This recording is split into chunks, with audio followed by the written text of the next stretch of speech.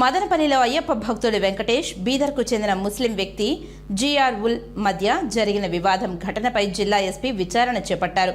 చిన్నపాటి వివాదాన్ని కావాలని పెద్దది చేసేందుకు కొంతమంది ప్రయత్నించారు. అలాంటి 50 మందిని గుర్తించి వారిపై కేసు నమోదు చేస్తామని జిల్లా ఎస్పీ విద్యాసాగర్ నాయుడు హెచ్చరించారు. గురువారం మధ్యాహ్నం మదనపల్లికి వచ్చిన ఎస్పీ బుధవారం రాత్రి జరిగిన ఘటనపై డీఎస్పీ కొండయ్య నాయుడు, సీఏ రామచంద్రను వివరాలు అడిగి తెలుసుకున్నారు. ఎలాంటి గొడవలు, అల్లర్లు జరగకుండా సంయమనం పాటించేలా చర్యలు చేపట్టాలని ఆదేశించారు. అనంతరం ఎస్పీ మీడియాతో మాట్లాడుతూ మదనపల్లిలో మత విద్వేషాలు రెచ్చగొడితే కఠినంగా వ్యవహరిస్తామని అన్నారు.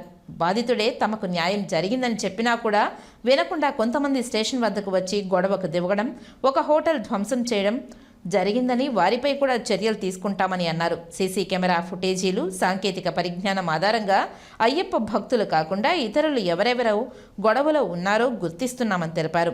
ఇరు వర్గాలు సంయమనం పాటించాలని ఎస్పీ కోరారు. నైట్ ఇక్కడ మదనపల్లిలో ఒక ఇన్సిడెంట్ జరిగిందండి. దీంట్లో భాగంగా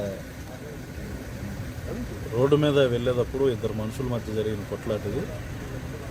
ఒక ముస్లిం అబ్బాయి ముందర వెళ్తుంటే వెనకాల మాల వేసుకున్న ఆయన బైక్ మీద వస్తూ ఉంటే అతను సడన్గా బ్రేక్ వేయటం వల్ల వెనకాల అతనికి జర్క్ రావటం, కిందకి దిగిన తర్వాత వాళ్ళిద్దరి మధ్య వాగ్వాదం జరిగింది. అయితే ఇద్దరు వ్యక్తుల మధ్య జరిగిన ఒక ట్రాఫిక్ ఇష్యూ లాంటి సంఘటనను తీసుకుని మత కలహాలను రెచ్చగొట్టే విధంగా కొంతమంది, డిస్పైట్ ఎవరైతే అఫెండ్ అయ్యాడో ఆ స్వామి చెప్పినా కూడా పబ్లిక్లో మాకు ఎలాంటి ఇబ్బంది లేదు, పోలీసులు న్యాయం చేశారు. ఇన్ఫ్యాక్ట్ అతను వెంటనే పోలీస్ స్టేషన్లో క్షమాపణ కూడా చెప్పడం జరిగింది వాలంటరీగా. అది ఈ గొడవ ఎంతకన్నా పెద్ద చేయకూడదు అనుకుంటున్నామని బోత్ సైడ్స్ అగ్రీ చేశారు.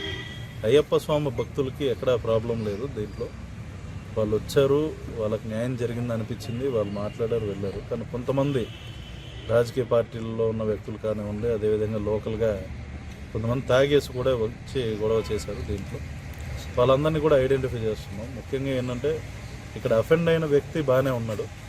ఆయన ఆల్రెడీ నెట్లో కూడా ఆయన ఒక వీడియో పెట్టడం జరిగింది అపీల్ చేస్తూ నాకు న్యాయం జరిగింది, దీన్ని ఎంతకన్నా పెద్ద చేయొద్దని చెప్పి.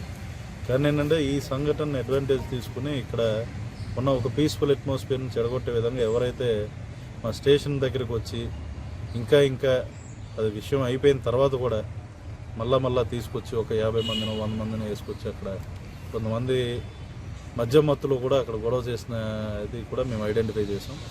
ఎటువంటి సంబంధం లేకపోయినా ఒక హోటల్ దగ్గరికి వెళ్ళి just because that person is related to that హోటల్లో ఉన్నారు, అక్కడికి కూడా వెళ్ళి అదే ధ్వంసం చేద్దామని ప్రయత్నించాం. ఇవన్నీ ఆకతాయిలు చేసే పనులు. ఇది ఎక్కడ కూడా దీంట్లో this has been done without any reason. So definitely stringent action తీసుకుంటాం. ఇప్పటికో 50 మందిని గుర్తించాం. మొత్తం సీసీటీవీ ఫుటేజ్లు అన్నీ తీసి ఇప్పుడు ఎఫ్ఐఆర్స్ అనేది లాంచ్ చేయమంటున్నాం. అండ్ ఇవన్నీ తీసి ప్రతి ఒక్కళ్ళు అక్కడికి వచ్చిన ప్రతి ఒక్కరిని గుర్తిస్తాం. ఎవరెవరైతే పోలీస్ విధులకు ఆటంకం కలిగించారో ఎవరిని కూడా వదిలిపెట్టే ప్రసక్తి లేదు. Compulsory 100% will identify all these people who have come there. ఎందుకంటే గొడవ చేయడమే కాదు, దాని కాన్సిక్వెన్సెస్ కూడా ఉంటాయన్నది ఈ సందర్భంగా తెలియజేస్తాం. మా అమ్మ స్వామిని ఫ్యాక్టరీ తీసుకుంటూ వస్తున్నాను సార్. స్టేషన్ ముందర అస్సామి హోటల్ నుండి సిగ్నల్ కూడా ఎక్కినా క్రాస్ ఉంటాయి. నేను చక్కగా బ్రేక్ వేసాను, బండి బ్యాక్ సైడ్ లేచింది చక్రం. అందుకని నిలబెట్టి అడిగాను నేను, ఏం స్వామి సిగ్నల్ కూడా వేయలేదు, బుద్ధిగా ఉన్నాను. దగ్గరికి వెళ్తే వచ్చి మెడ పట్టుకున్నాను.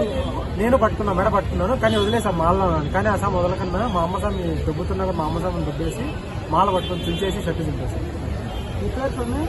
నా పేరు వెంకటేశ్వర. చేసింది ఆయన పేరు